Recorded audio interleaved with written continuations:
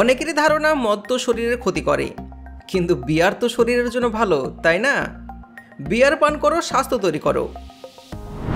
বন্ধুরা, এই ধরনের কথা আপনারা বহুবার হয়তো শুনেছেন, যার কারণে আজকাল যুবকদের মধ্যে বিয়ারের প্রতি খুব বেশি আকর্ষণ দেখা যাচ্ছে।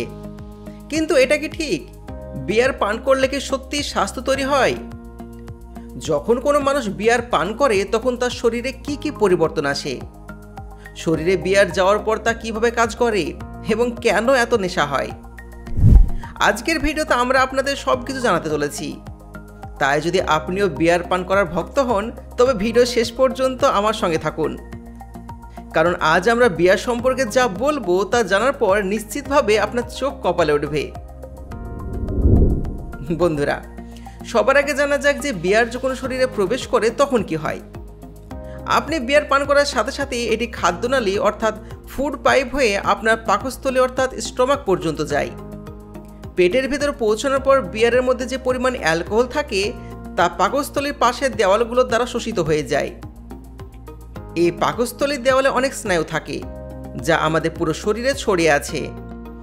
এই স্নায়ুগুলোর মাধ্যমে অ্যালকোহল আমাদের পুরো শরীর হয়ে মস্তিষ্কে পৌঁছায়, আর যেই অ্যালকোহল আমাদের মস্তিষ্কে পৌঁছায় অমনি একটা ধাক্কা খায়, বা বলা যায় একটা সংকেত পায়, যার কারণে মস্তিষ্ক ডোপামিন নামের একটা হরমোন নিঃসরণ করে। এই ডোপামিনকে প্লেজার হরমোন বা আনন্দদায়ক হরমোনও বলা হয়, কারণ এই হরমোন তখন নিঃসৃত হয় যখন আমরা ভালো অনুভব করি বা খুশি থাকি। আর এই ডোপামিনই সবচেয়ে বড় কারণ যার জন্য বিয়ার পান করার পরে লোকেদের মজা লাগে। লোকেরা আউট অফ দ্য ওয়ার্ল্ড অনুভব করে। তাদের মনে হয় যে পৃথিবীর সমস্ত দুঃখ কষ্ট শেষ হয়ে গেছে, তারা জীবিত আছে এবং মজা করছে। আর এই ডোপামিন শুধু অ্যালকোহল সেবনে নিঃসৃত হয় না। বন্ধুরা, ডোপামিন নামের এই হরমোনটি তখন নিঃসৃত হয় যখন আপনি পর্ন দেখেন, মাস্টারবেশন করেন বা যৌন মিলন করেন। আর আজকাল তো দীর্ঘ সময় ধরে সোশ্যাল মিডিয়া স্ক্রল করলেও ডোপামিন নিঃসৃত হচ্ছে। মোট কথা, সহজ কথায় বলতে গেলে যে কাজ করে আপনি মজা পান তাতেই ডোপামিন নিঃসৃত হয়। কিন্তু ডোপামিনের একটা খারাপ দিকও আছে, যে যখন আপনি কোনো খারাপ কাজ করে মজা নেন তখন এটি বেশি পরিমাণ হয় এবং তাড়াতাড়ি নিঃসৃত হয়। অন্যদিকে আপনি যখন কোনো সঠিক কাজ করে মজা নেওয়ার চেষ্টা করেন তখন ডোপামিন খুবই ধীরে ধীরে নিঃসৃত হয়ে যায়। এই কারণে আপনার সঠিক কাজ করতে মন চায় না এবং আপনি মাঝপথেই তা ছেড়ে দেন। এই ডোপামিনই সবচেয়ে বড় কারণ যে কিছু লোক বিয়ারে আসক্ত হয়ে পড়ে, তাদের বিয়ারে নেশা লেগে যায়। কারণ বিয়ার পান করার ফলে যখন ডোপামিন নিঃসৃত হয় তখন আপনার ভালো লাগে, এবং এই ভালো লাগার অনুভূতি ধরে রাখতে আপনি আবার বিয়ার পান করেন, আর ধীরে ধীরে এই জিনিসটাই আপনার অভ্যাসে পরিণত হয়। সুতরাং বিয়ার এত আসক্তযুক্ত হয় কেন, এই খেলাটা তো আপনি বুঝিয়ে গেলেন। এবার আসা যাক বিয়ার থেকে অ্যালকোহল শোষিত হওয়ার পর বাকি বিয়ারের কি হয়। আসলে বাকি থাকা বিয়ার আমাদের পেট থেকে হয়ে যকৃতে পৌঁছায়, যেখানে তা হজম হওয়ার কাজ চলে। এবার যে বিয়ার আমাদের যকৃতে থাকে তা যকৃত হয়ে ক্ষুদ্রান্তে যায়, ক্ষুদ্রান্ত থেকে বৃহদন্ত্রতে যায় এবং সেখান থেকে আমাদের শরীর হয়ে বাইরে বেরিয়ে যায়। আর এইভাবে বিয়ার পান করার পর আমাদের শরীরের পুরো প্রক্রিয়াটি সম্পূর্ণ হয়। কিন্তু এখানে একটা বিষয় মনে রাখা জরুরি, যে যকৃৎ আমাদের শরীরের একটা খুবই গুরুত্বপূর্ণ অংশ। কারণ আমরা যা খাই, যা পান করি তা হজম আমাদের যকৃতে হয়, এবং খাওয়া বা পান করার পরে যে বর্জ্য পদার্থ থাকে তা যকৃৎ হয়ে আমাদের শরীর থেকে বাইরে বের হয়ে যায়। এখানে সমস্যাটা হলো যে বাকি থাকা বিয়ার ছিল তা যকৃতে গিয়ে অ্যাসিডিক অ্যাডিলাইডে পরিণত হয়ে যায়, যা কোনো বিষের চেয়ে কম নয়। যদিও এর পরিমাণ যখন কিছুটা কমে থাকে তখন আমাদের শরীর এটাকে হজম করে প্রস্রাবের মাধ্যমে বাইরে বের করে দেয়। এই কারণে যখন লোকেরা অ্যালকোহল সেবন করে তখন তাদের বেশি বেশি টয়লেট আসে। এখন এমনটা যদি কয়েকদিনে একবার বা দুইবার হয় তবে আমাদের শরীর এটিকে ভালো করে হজম করে বাইরে বের করে দেবে। কিন্তু যে লোকেরা প্রতিদিন বিয়ার পান করে তাদের শরীরে এই প্রক্রিয়াটি প্রতিদিন চলতে থাকে, যার ফলে বিয়ারে আসক্ত মানুষটি যকৃৎকে প্রয়োজনের তুলনায় অতিরিক্ত কাজ করতে হয়। কারণ একটি বিষ পদার্থকে শরীর থেকে বাইরে বের করে দেওয়া, আরে ভাই, এটা তো কোনো সহজ কাজ নয়। এর জন্য যকৃৎকে বেশি পরিশ্রম করতে হয়। এই কারণে ধীরে ধীরে যকৃৎ ফ্যাটি লিভারে পরিণত হতে শুরু করে। এই ধরনের মানুষের শরীরে খাদ্যের শোষণ কমে যায়, তাদের শরীরে খাওয়া দাওয়া সঠিকভাবে লাগে না, খাবার ভালোভাবে হজম হতে পারে না, হজমের সমস্যা, গ্যাস এবং কোষ্ঠকাঠিন্যের মতন সমস্যাগুলো একেবারে নর্মাল হয়ে যায়। এই ক্ষেত্রে আপনি তো জানলেন যে বিয়ার কিভাবে আপনার শরীরে ক্ষতি করে। তাহলে যারা বলে যে বিয়ার খেলে উপকারী, তারা কি ভুল বলে? জি না, একদম না। তারা ভুল বলে না।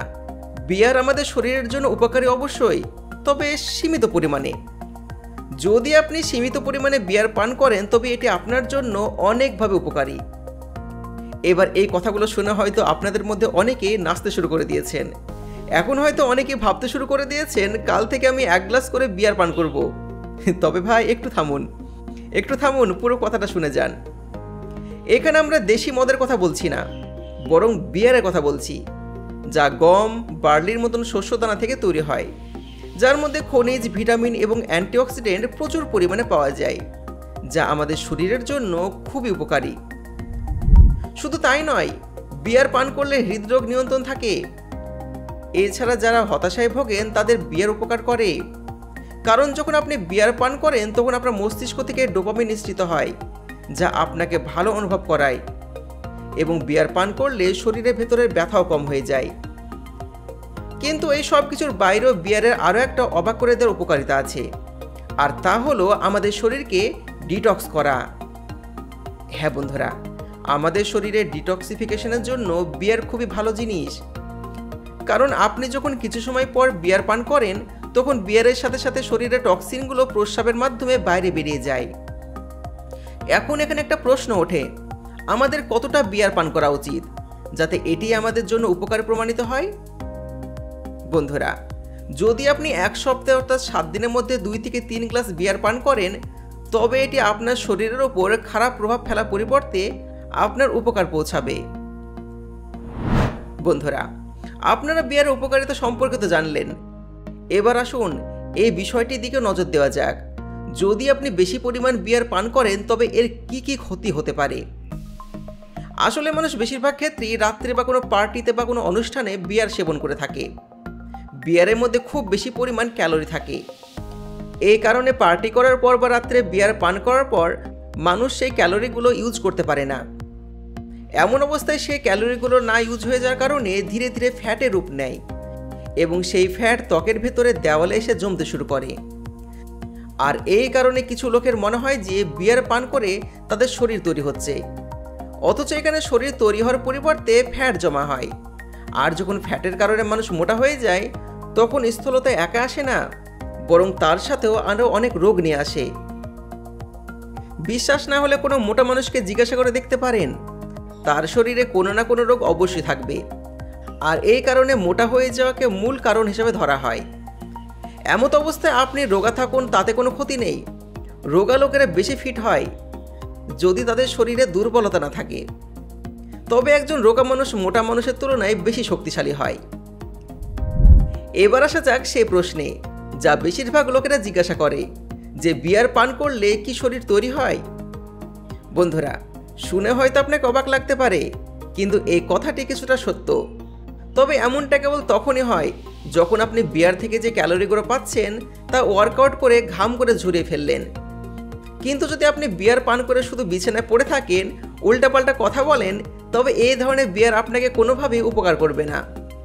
এটি শুধু শরীরে চর্বি জমাবে, যার ফলে আপনার পেশিতে ফোলাভাব আসবে। তখন আপনাকে দেখে মনে হবে, আরে বাবা, আমার শরীর তো তৈরি হচ্ছে, আমার পেশি ফুলছে।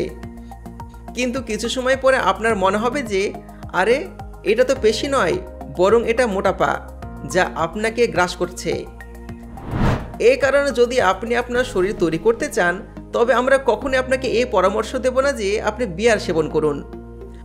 আপনি প্রাকৃতিক জিনিসগুলো ব্যবহার করেও আপনার একটি ভালো শরীর তৈরি করতে পারবেন, যার জন্য আপনাকে প্রাকৃতিক প্রোটিন, ফাইবার এবং কার্বোহাইড্রেট সঠিক পরিমাণে আপনার খাদ্য তালিকায় অন্তর্ভুক্ত করতে হবে।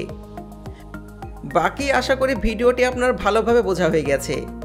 এই ধরনের ভিডিও যদি আপনি দেখতে চান তবে আর দেরি কেন, চ্যানেলটিকে এখনই সাবস্ক্রাইব করুন আর পাশের বেল আইকনটি টিপতে ভুলবেন না। দেখা হচ্ছে পরবর্তী ভিডিওতে। ভালো থাকবেন।